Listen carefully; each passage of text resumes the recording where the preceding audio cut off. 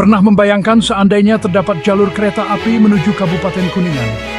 Perjalanan akan dimulai dari stasiun Cirebon Perujakan. Hanya 40 km di depan terbentang petualangan yang menakjubkan, dengan 4 pemberhentian untuk dinikmati. Kita akan tiba di stasiun Beber, sebuah kecamatan di Cirebon yang berbatasan langsung dengan Kuningan. Pemberhentian selanjutnya Cilimus. Di sini, kamu akan melihat sekilas desa-desa menawan dan sawah yang membentang luas. Saat jalur mendaki lebih tinggi, kita mencapai stasiun Kramat Mulia yang terletak dengan anggun di tengah perbukitan. Akhirnya kita tiba di stasiun Kuningan yang berada di ketinggian 500 meter di atas permukaan laut. Perjalanan ini membawamu melintasi sawah yang subur, permukiman penduduk, dan tepat di bawah bayang-bayang Gunung Cirema yang megah.